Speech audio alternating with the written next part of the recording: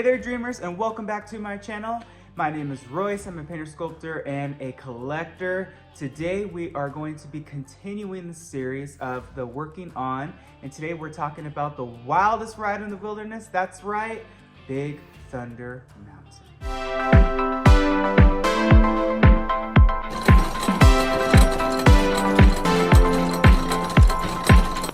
All right, so I always loved Big Thunder Mountain, but of course this is a coaster and there's not that many animatronics in there, but I did get to work on a few. So let's get started. Right when you load, and I do think that there should be a little bit more animatronics in the queue. I think that the best Thunder Mountain is actually in Paris. They have quite a bit more figures, and plus it goes under the rivers of America or the rivers of Paris in that park. I don't know what it's called, but the first figure that I worked on is going to be the Possum. So this Possum you see relatively quickly. It's right when you begin your journey, and she is on an artificial tree, and she actually has babies. I didn't work on the babies, but I did work on the mom. I just did some touch-ups on her. You'll be amazed how much wear and tear an animatronic will get, even if a figure is truly never touched. However, she is outside, so anytime a figure is exposed to the elements, it's always going to be worn down a little bit more quickly, and it's always going to be needed a little bit more of a refresh in terms of paint, because obviously the UV from the sun dilutes color, so you know that happens. Rain, and of course just nature. Birds will land on her and poop. I could only imagine back in the day with the Barker bird and the Tiki Room, the expense that Disney went through to refurb the fur that it was on him.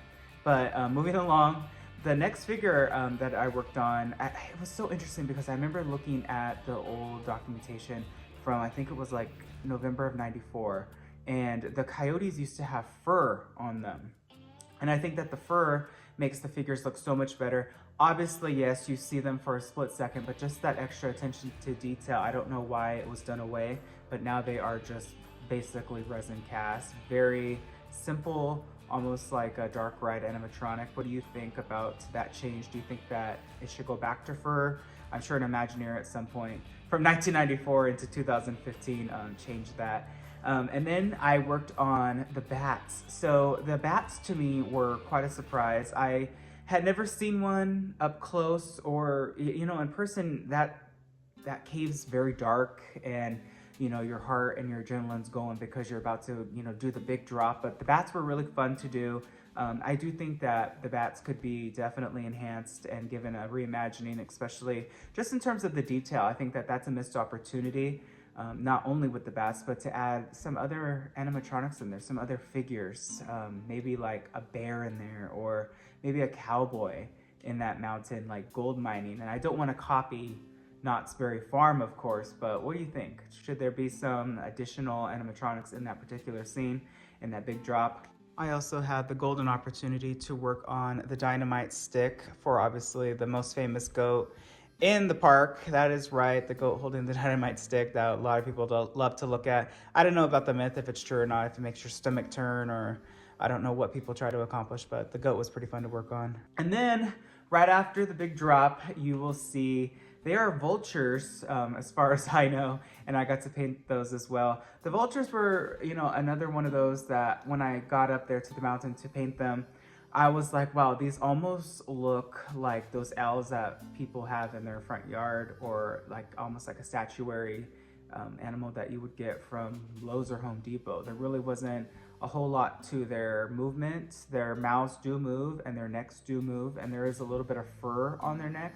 But other than that, I just dry brushed the wings just so they would pop a little bit better, because you do see them so fast. So, you know, this is theatrical paint at its best to really, you know, stand out, so you can get the impression of what you're looking at.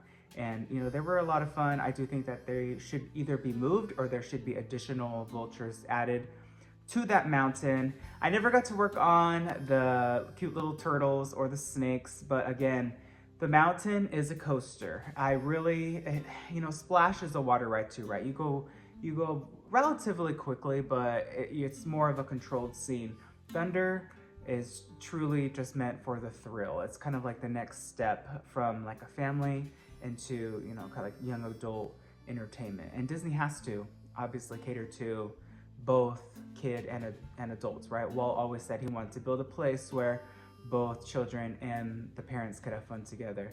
And of course, Big Thunder Mountain was designed and conceived by one of my all-time favorite Imagineers, Mr. Tony Baxter.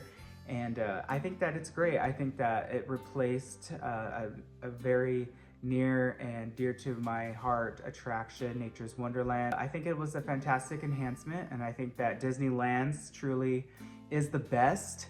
I think that all the other Big Thunders around the world are stylized a little bit differently for different reasons, right? I mean, Fantasyland, you can see Big Thunder from different points. So you have to always think about when you're building something that's really tall, and if you see it from another land, because Imagineering is all about immersing a guest in an area, will that mountain not necessarily distract, but take away from, convincing you that you were in, an 18th century village in Fantasyland? Or if you see it from Star Wars Land, right? You see Big Thunder Mountain from Star Wars Land if you're in the queue for Millennium Falcon. You see it from the distance and it blends perfectly, and they actually purposely designed a couple of those pillars that you see in that direction to look like Big Thunder so that it blends cohesively and just beautifully into the majestic, background of what is Star Wars Land, right? I mean, they really have upgraded and done so well with rock work throughout the years, and I think that Big Thunder Mountain is a classic now. I'm honestly afraid though, because Splash Mountain could be rethemed. Who knows down the line if Big Thunder Mountain could be renamed or rethemed. What do you think? I mean, obviously Thunder is a coaster, but I always kind of was thinking too, well, what if they ever put like a Frozen theme over the Matterhorn? Elsa's escape from, her snow monster or something like that. You just never know. Imagineering today is very, very different than it was when I first started. I really do believe that I started kind of at like the peak of Imagineering, and when it was just at its prime, and it's kind of fallen since like 2020, truly. But hopefully things get better, and that was my time working on Big Thunder Mountain. If you like this video, please hit subscribe and ring that bell icon. That way you're notified whenever I upload a new video. I wish you all a wonderful day. Be nice to one another. And always remember, dreamers, not only to follow your dreams, but to chase them. Later.